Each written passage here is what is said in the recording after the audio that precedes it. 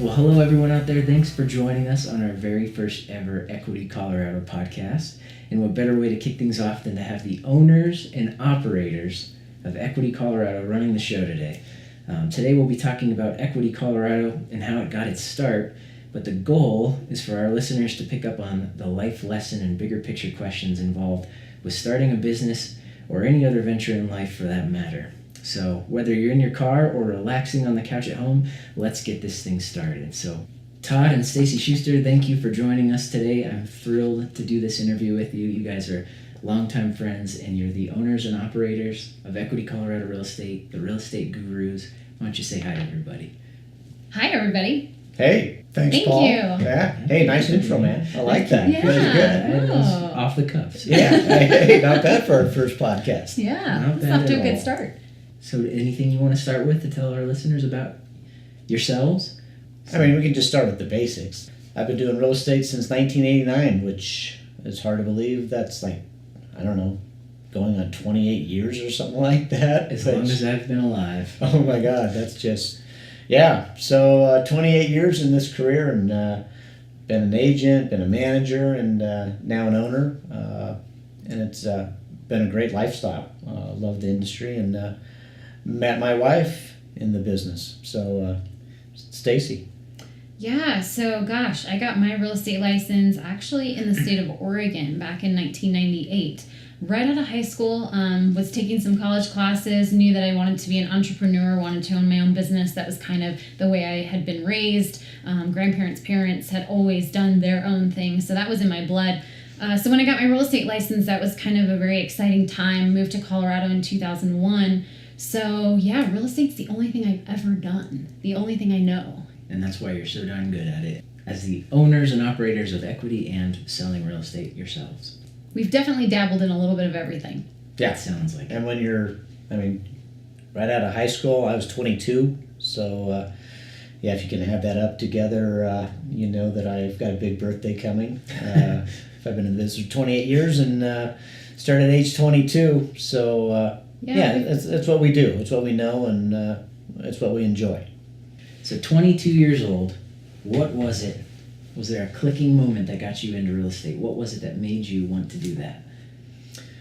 Well, my dad owned a real estate company, but I really didn't know a lot about the business. I was actually in the sporting goods industry, worked in a ski shop, loved helping people buy skis, ski boots, loved that industry. I got to go skiing every weekend. I got to go demo skis. It was a ton of fun, but I was poor. I made no money in the business, and the company I worked for, Larry Sports Center back in Oregon, like Stacey, that's where I grew up, was in Portland, Oregon. At a young age, I looked at the owner and said, yeah, I can't have his job ever. And then I looked at the general manager of the store, and that was his son. I figured, yeah, I can't have his job. So the upward mobility in that industry was very limited. I mean, it's a lot of fun, but there's nowhere to go. And I was in college, Portland State, a couple years. It really wasn't my thing.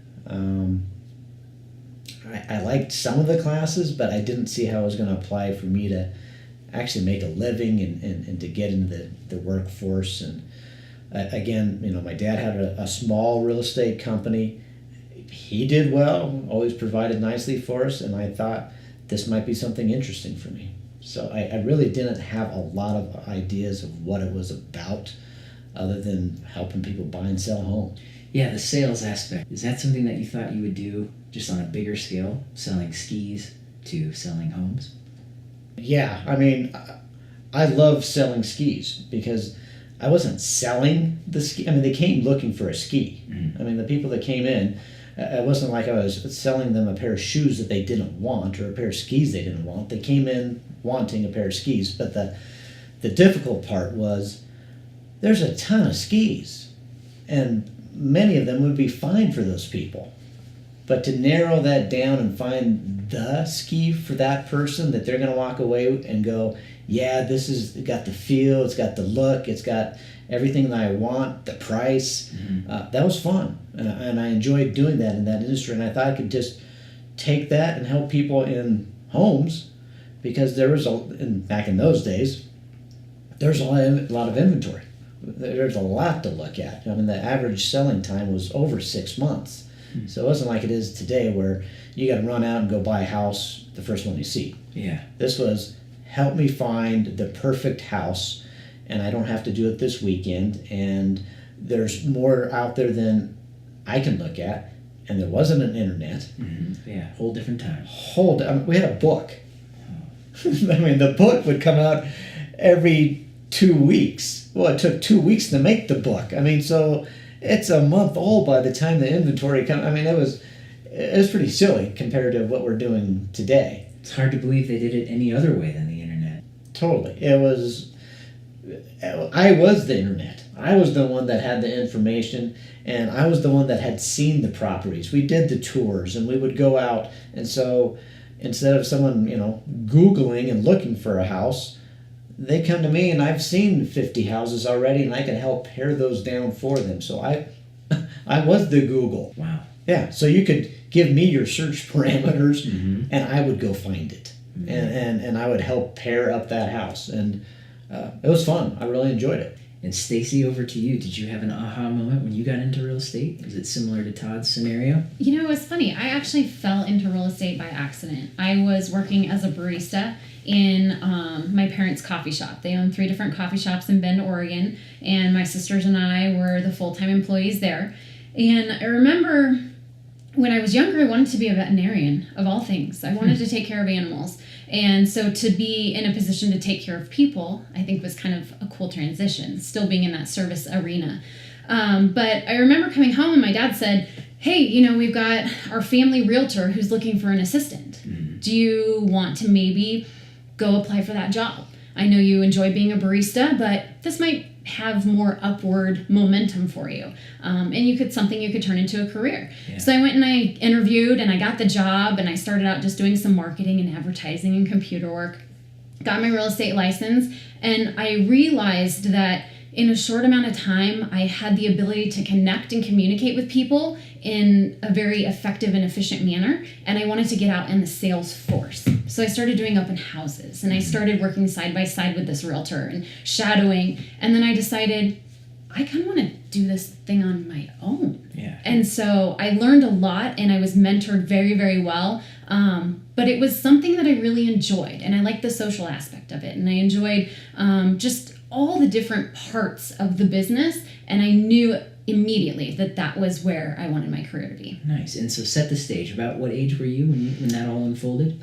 So I was 19 years old. 19 years old and 22 years old. Just young kids selling real estate. Yeah. How long does it take to close your first transaction? And when did you start seeing this as being something beneficial that you could, see yourself doing for the foreseeable future?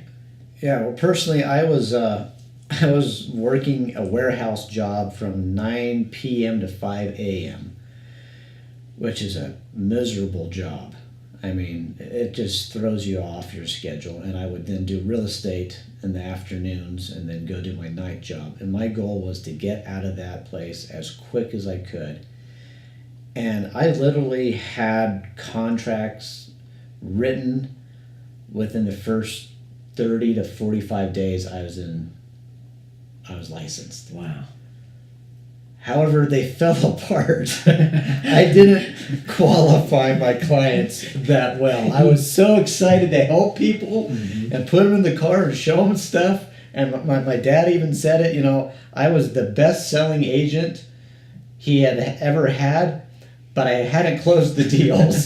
So it took me probably a good 3 months, until I got my first deal actually closed. But I probably had 5 or 6 contracts written to get that one deal that finally closed. Because there's a lot of learning that I had to do as far as getting people qualified, meeting with the lenders and things like that. And I was missing some some key components, and just excited about getting people in the car and showing houses and writing up contracts, and not really following through and getting them all ready. So it took me a while, but by the end of my second year, I had sold over 40 homes. So Wow.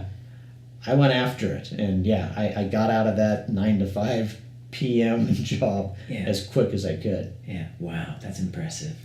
And Stacey, how about you? So, me, I would definitely say that I have grown a lot through my career. I wouldn't say that I lacked self-confidence in this area when I first started in real estate, but I'm the type that I like to be the expert. I like to study things, and I like to know them very well before I ever execute. And real estate is on-the-job training. I mean, you learn as you go. And we tell people this all the time. You're not going to be an expert. And you can study all the books, all the manuals, attend all the seminars you want, but until you're in the trenches, you just don't know how to handle each buyer, each seller, each situation. So I was fortunate enough to be able to shadow a lot of very successful realtors before I went out on my own. And really that self-confidence came when Todd and I teamed up and became a sales force together. He had a lot of the experience in the background. I enjoyed being with people. I enjoyed the communication. I enjoyed the marketing. I enjoyed the computer work. And I was able to really study what he had been developing over years and years. And just when you immerse yourself into this environment where you're constantly surrounded with wonderful information, good knowledge, you start to pick it up yourself. And I can say that I've already been, exposed to that just by listening to you guys over the years. And for those listening out there who don't know, Todd Stacey and myself, my name's Paul, we work together at Equity Colorado Real Estate, if we didn't make that clear yet. Okay, so that gives us an idea of how you got into the real estate industry, and you guys have obviously covered a lot of ground. How did you guys start Equity Colorado? What made you want to do that? Where were you in life at that point? So that's a big fast forward. So I got in the business again, like I said, in '89, and then in 2000 moved to Colorado, worked for a few companies, and then 2009 I was introduced to Equity Real Estate, which is started in Utah, and really I received a spam email about a company that was looking to venture outside of their home state where they started, and they wanted to go national. And in 2009, not much was going on in the real estate industry for Stacey and I. It was pretty rough times. Real rough times. Yeah. I mean, 2008, 9, 10. That was challenging. Yeah, we call them. They were the dark days. We survived. We made it. A lot of people didn't. A lot of people went bankrupt. A lot of companies went out of business. But we were fortunate enough to get this spam email from this Equity Real Estate company that I took a look at. I looked at their website. I kind of looked at a little bit about their business model, and it was intriguing enough for us to drive down to Utah. We didn't have enough money to hop a flight, so we actually drove down to Utah to go meet these people and find out what they were doing in Utah, and why they had seen so much success in a down economy. And in Utah, back then they had something like 1,200 agents, and their market is much smaller than the Denver market. And so 1,200 that was a huge company. And when we met them, we were impressed that they were young, which was intimidating to me because I'd been doing this for, at that time, almost 20 years. They'd been in the business. The owner, Brady, had been in the business maybe half that amount of time. He was in his 30s, late 20s when he started the company. So I kind of felt like, geez, I've been doing this a long time, and maybe I've been doing this too long, and I can't learn something new that these young people are doing. And it was a totally different business model than I was used to. I'd been at Coldwell, I've been at Remax, I've been at a couple other companies, great companies, all of them. But this company had a totally different feel and a totally different business model than I was used to.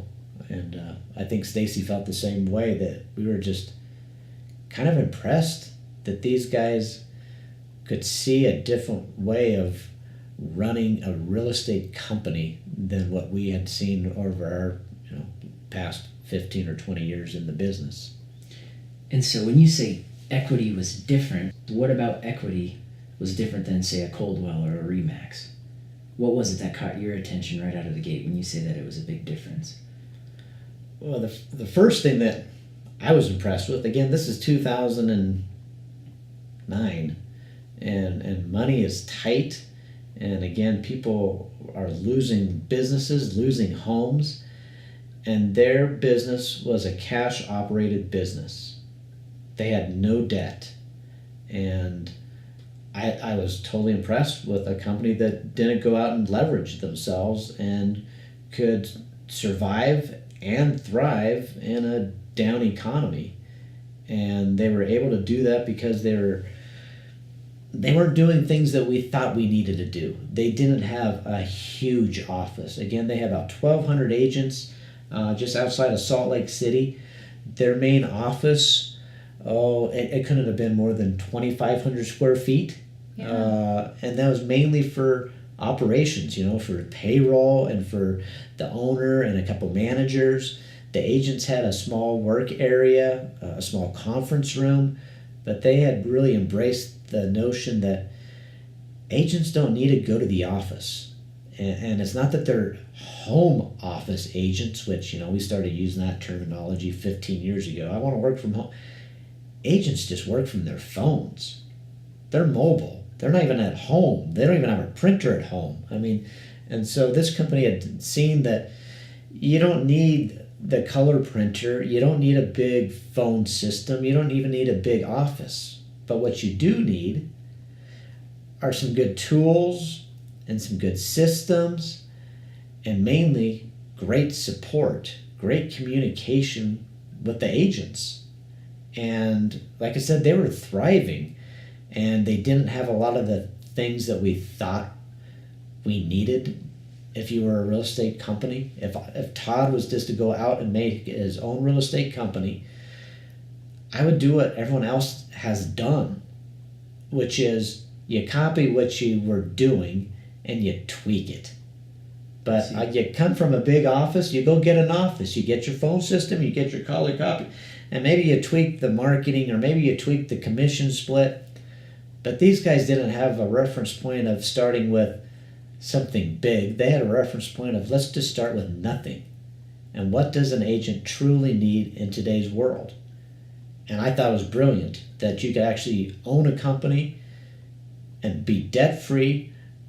They're not making millions of dollars. That wasn't their goal. Their goal was to offer a good service to agents, to take care of their agents, and to grow a good business, and let's see where it goes.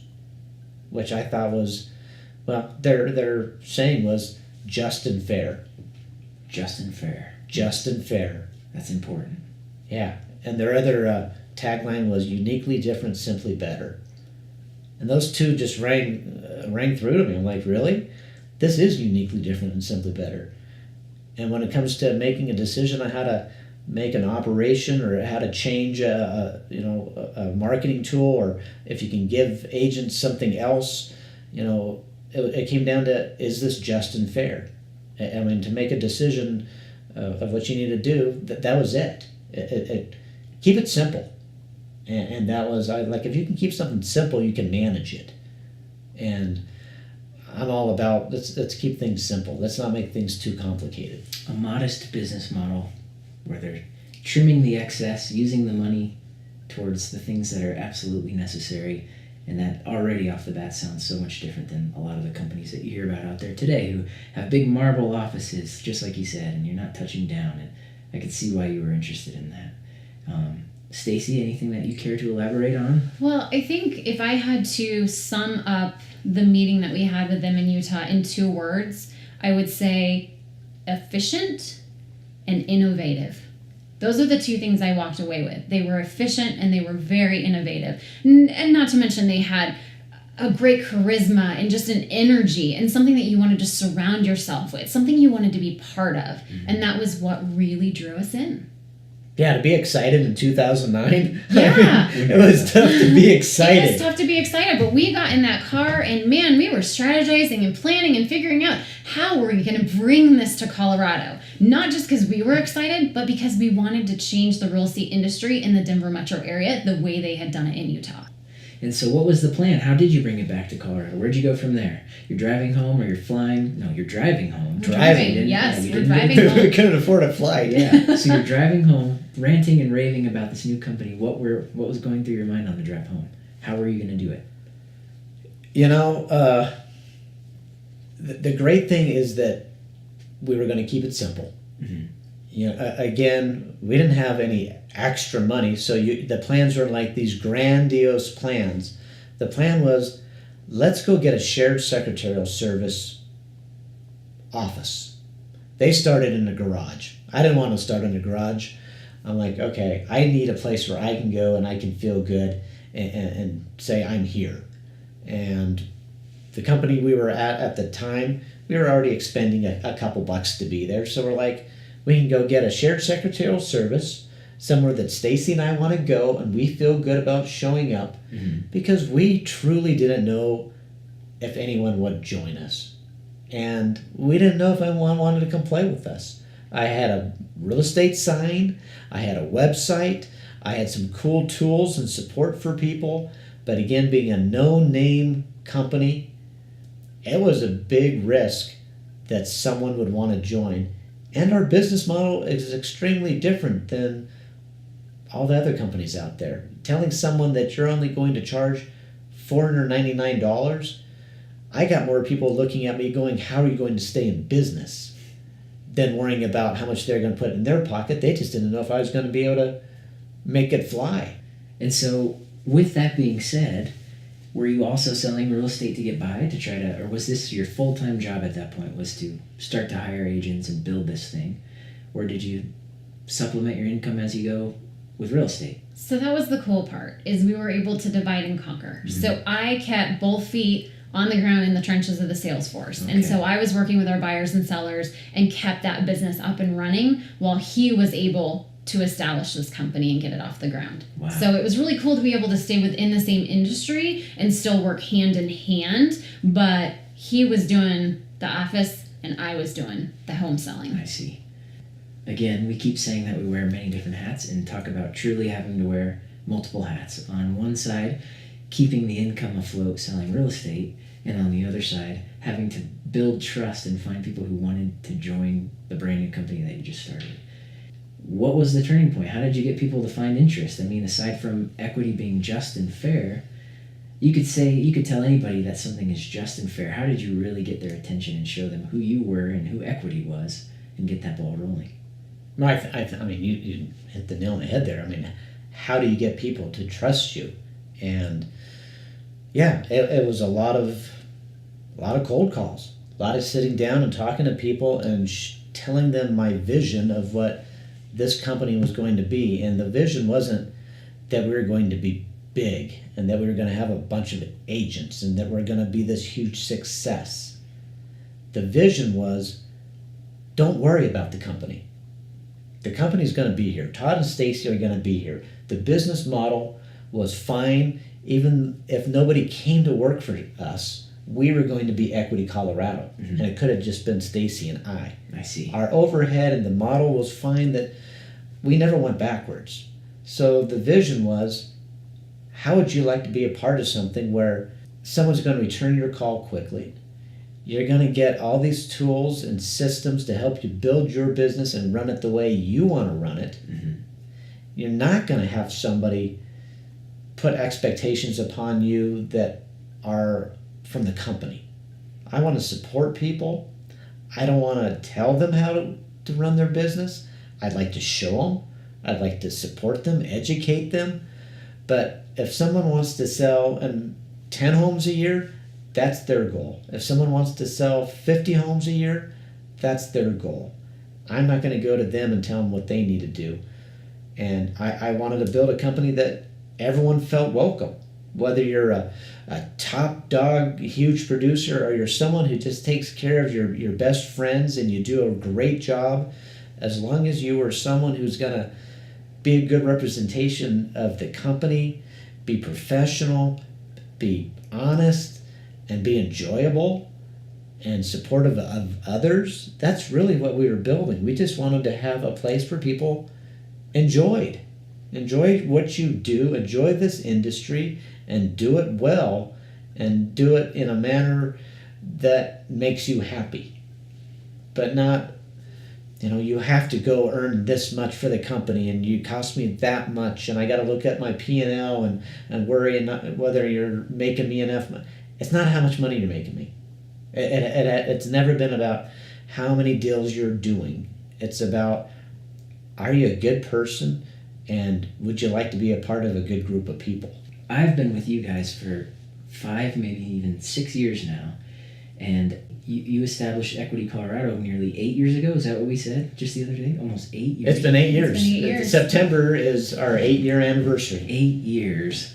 And everything that you've just said from when you started out about hiring people that fit in, good people with good motivations, not much has changed, because that's exactly what you've taught me, and that's exactly what we keep doing in our company. So that, I think, in itself says a lot about who you are, that everything has been the same since day one, and now we've just picked up momentum. And I think one of the things that I was so excited about when we decided to approach and launch this company was being in the sales industry and owning and operating our own business. We know how expensive real estate is. Mm-hmm. So to be able to put more money in the pockets of our agents so they could either spend it on themselves, spend it on growing their business, spend it on their kids, spend it on their family, whatever they wanted to do with that extra money, I loved knowing that we were helping them in that way. Yeah. So it wasn't about collecting and building something. It was about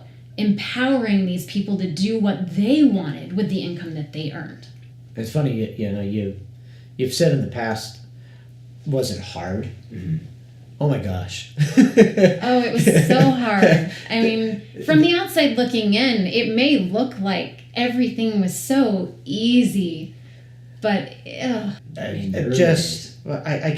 economy wasn't good. So right there, just sales was hard. But yeah, earning trust is hard, and you have to prove yourself. And I had to prove myself that we were going to do what we said we were going to do. And that first year, I bet we maybe had 30 agents that I brought on, and some of them are still with us, which is really exciting. And then the second year, we doubled that, and 60 agents. I'm like, wow, that's a big office, 60 agents. I think that's one of the biggest Coldwell Banker offices I ever managed. And then year 3, we hit that 100 mark. I'm like, 100 agents. I'm like, this is crazy. By year 4, we're just doing our thing. And we had sold over $400 million in real estate. How did this all happen? Because it never was a plan of how big we could be or anything. And looking back at day 1, year 1, of how hard it was we could have been free. I mean, it could have been, come work at Equity and take all your money and we won't charge you $1. And it's still hard, because to get people to understand that it's about them and about what they do for clients and not about the name, it takes risk on their part. There's agents that are brand loyalty, or were brand loyalty, and that thought that that's what's going to make it. And if they ever left a company that's as big as some of those that are out there, they're not going to do well. And when they found out that they could do as well, if not better, because they felt empowered, they felt lightened, they felt free, that's when things really, really took off for us. We got some great agents. Year 2 from some big companies, and when they literally told me, I'm enjoying real estate again, you're doing something right.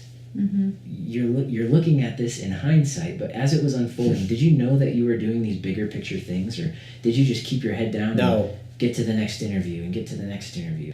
So the thing about the last 8 years, it's not about focusing on the next year, the next month, the next week. It's looking at the next 24 hours in front of you.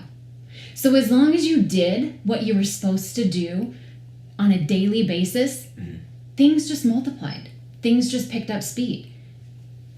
Yeah, I mean, throughout my career, you have your highs and your lows, and sometimes months that just don't feel right, and you learn a lot. And there's been a few key things that I've learned, and one was no drama.